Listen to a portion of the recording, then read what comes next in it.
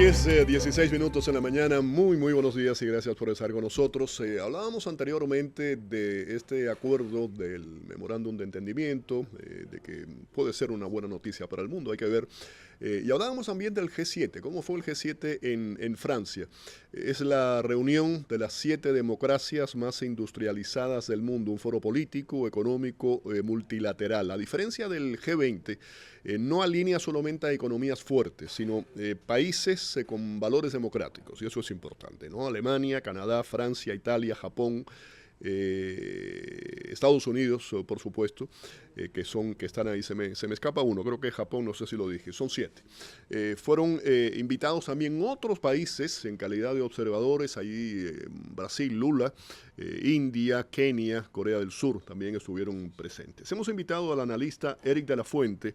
Eric es profesor de Relaciones Internacionales de FIU, analista, un profundo conocedor del área y de todos estos temas, para que nos ayude a interpretar y ver un poco la línea, la letra pequeña, entre líneas, que cómo han sido el tema del memorándum y también el G7. Eric, ¿qué tal? ¿Cómo estás?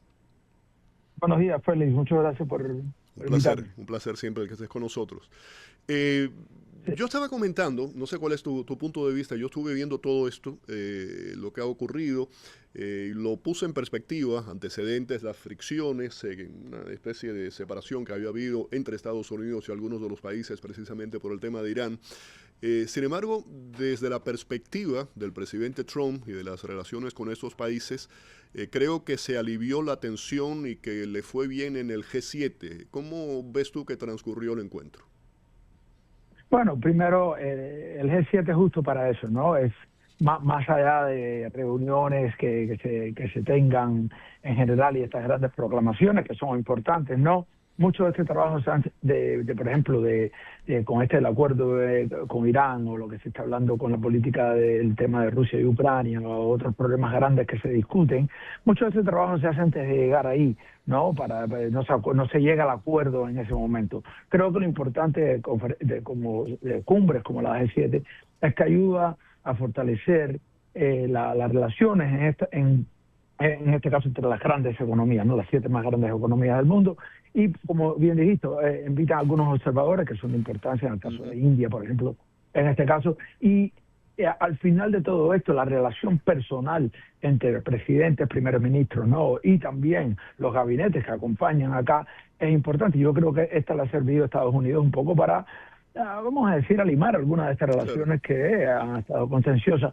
Así que lo más importante para mí cuando yo veo este tema es que sí, se hacen grandes anuncios. Hablemos de Irán ahora, que obviamente Sí. fue a lo Vamos mejor... a hablar de Irán y también el tema de Rusia y de Ucrania, que creo que es importante en todo este contexto. Claro, y que son los dos temas más importantes como tema de este G7, ¿no? Pero creo que por detrás de todo esto, una de las cosas muy importantes es cómo se desarrolla, se construye, se fortalece, se debilitan algunas de estas relaciones entre los líderes principales. Porque al final, acuérdate que gran parte de la política y la política externa de un país también las relaciones entre los líderes, ¿no? Y creo que eso algunas veces se pierde dentro de los titulares. Esto es anecdótico, ¿no? Pero estaba comentando que Trump llega tarde a uno de los encuentros, y cuando entra, en broma, dice soy el jefe, y hubo sonrisas con relación al resto. No sé si es de aceptarlo, pero así ocurrió, fue lo que pasó.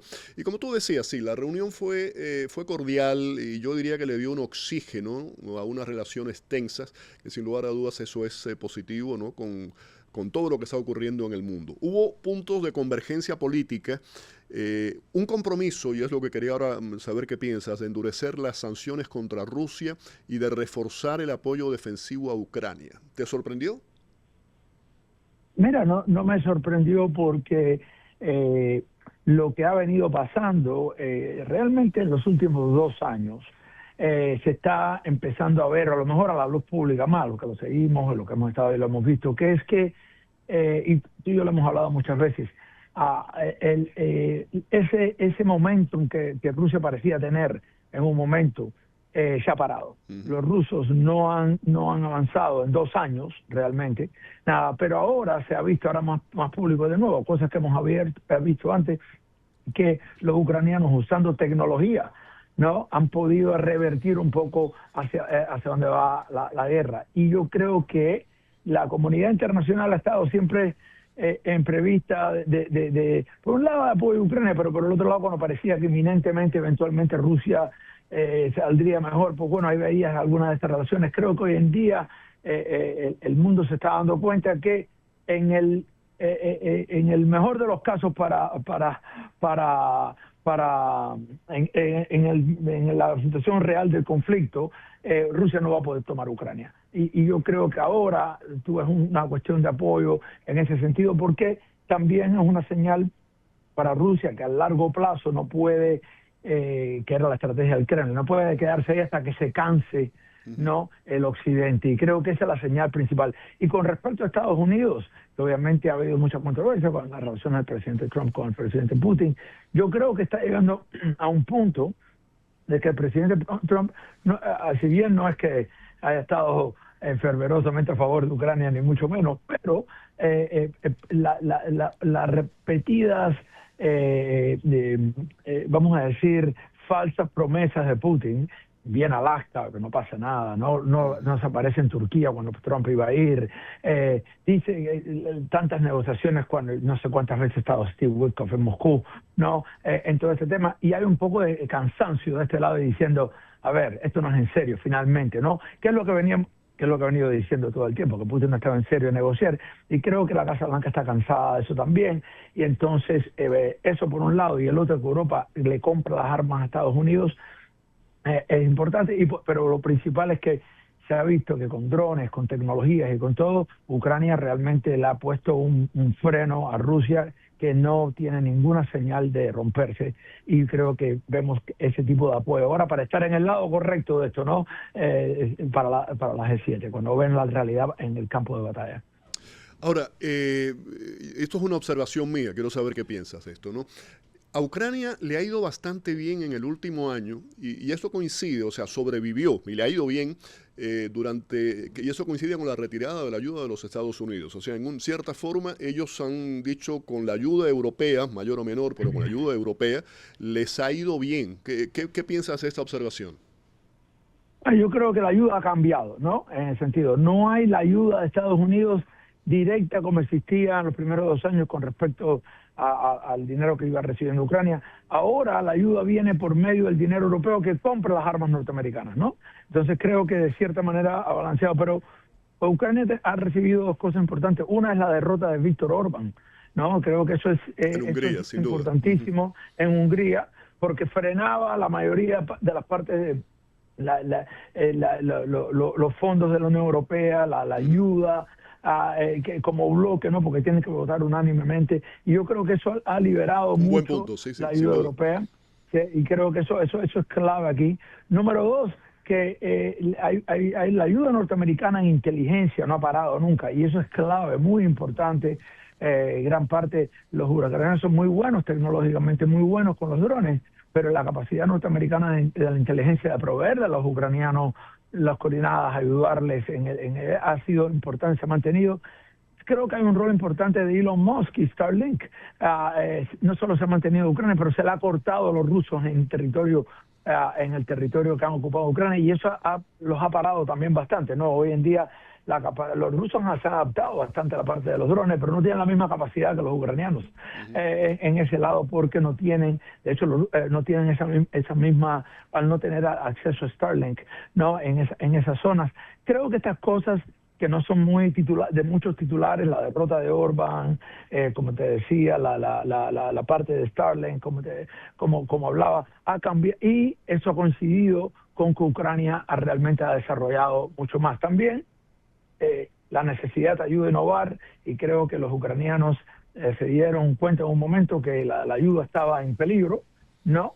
Y han podido realmente, o parte de la ayuda está en peligro, realmente han innovado bastante, que hoy en día tienes delegaciones ucranianas viniendo a Estados Unidos para compartir sabiduría sobre tecnología con el mismo ejército norteamericano, no solo en la capacidad de drones, pero sino en la capacidad de interceptar drones, ¿no?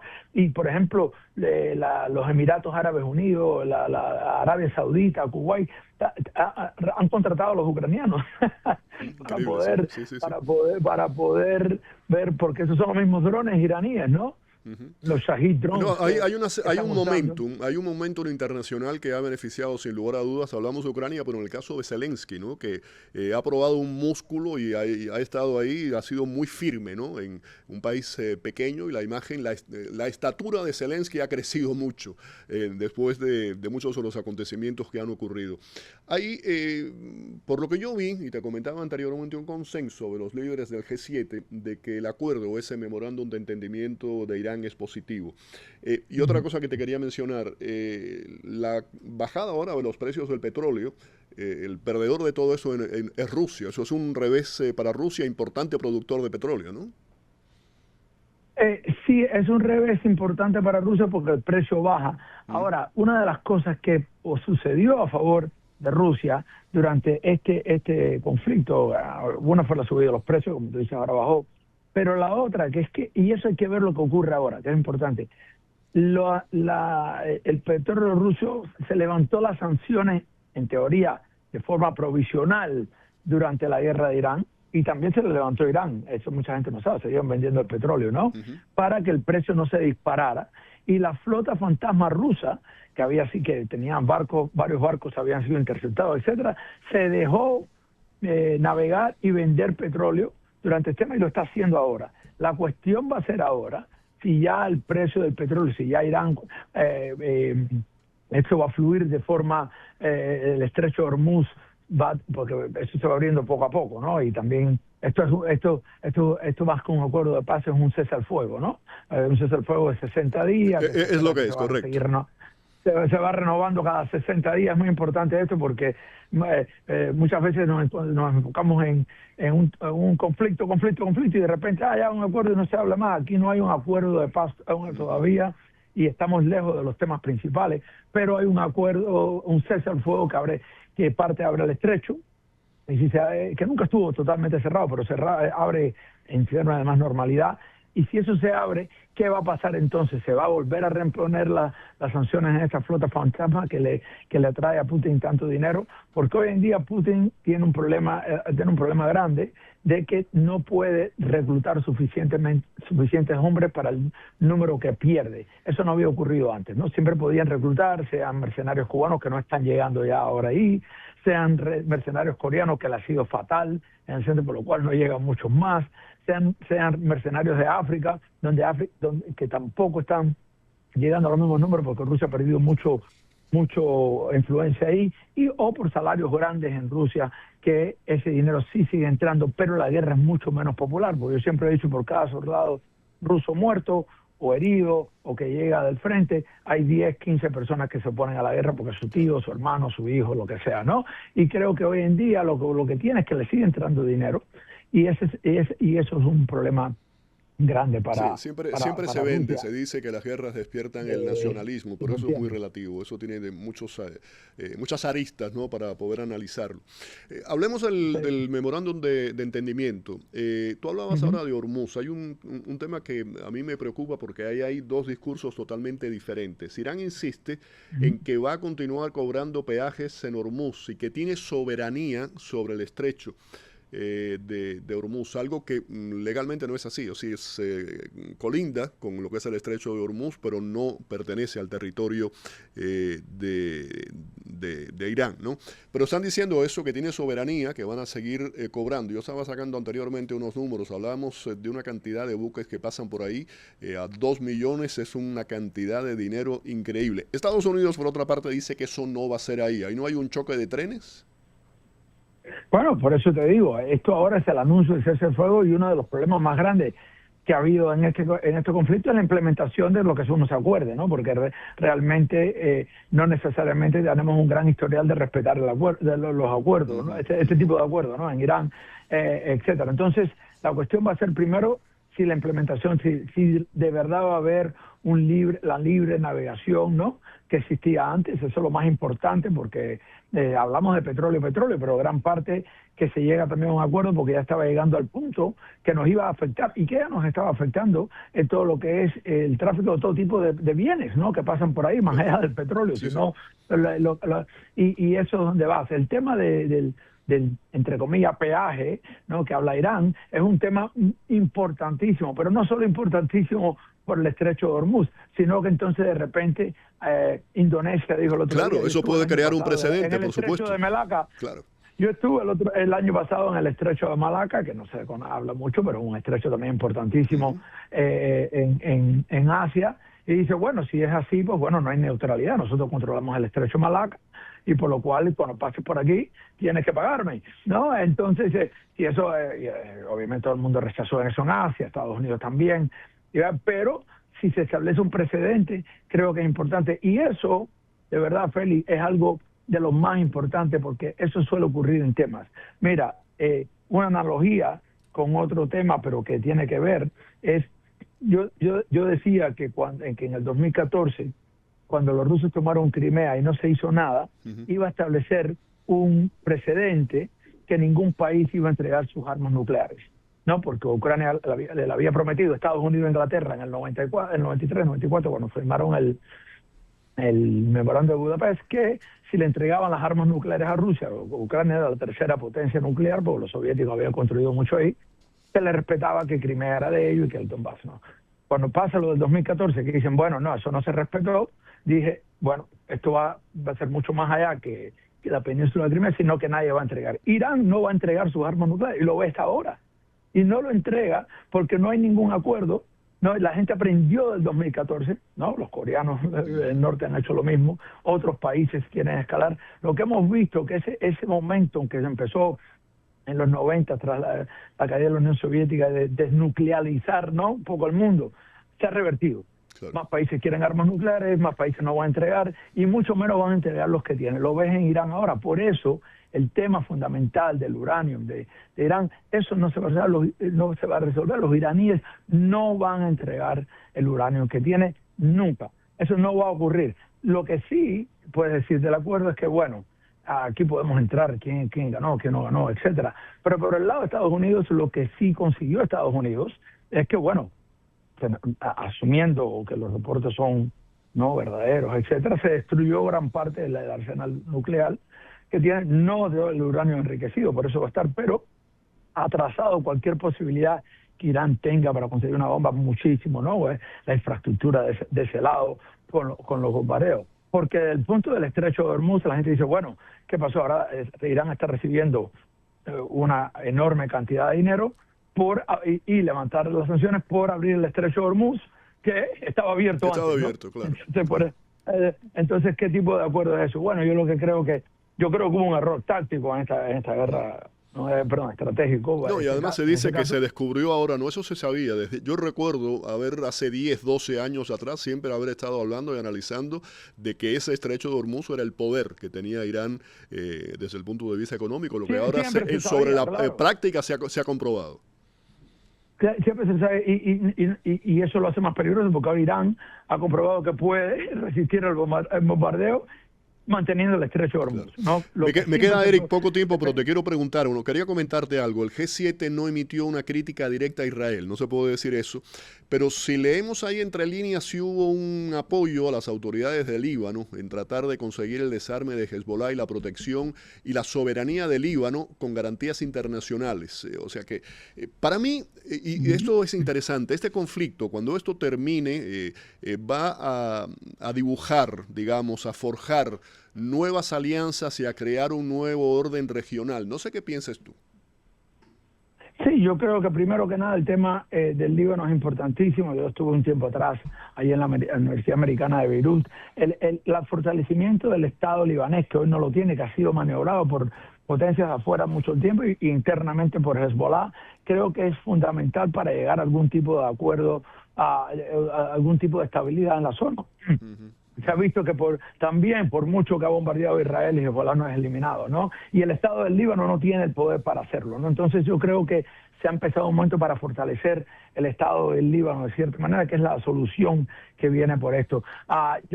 Me preguntabas perdón, de parte del Líbano, ¿me preguntaste de? No, te estaba hablando de que el G7 no emitió una crítica directa a Israel, pero que estaba así, en cierta forma, un apoyo, digamos, entre líneas allá a las autoridades del Líbano, por el tema del desarme de Hezbollah, ¿no? Con la protección y la soberanía del Líbano, con garantías internacionales. Bueno, porque yo creo que es que hasta ahora se asumía que con el poder militar israelí se iba a poder eventualmente desalojar al Hezbollah, y especialmente con Irán no pudiendo apoyar de esa manera.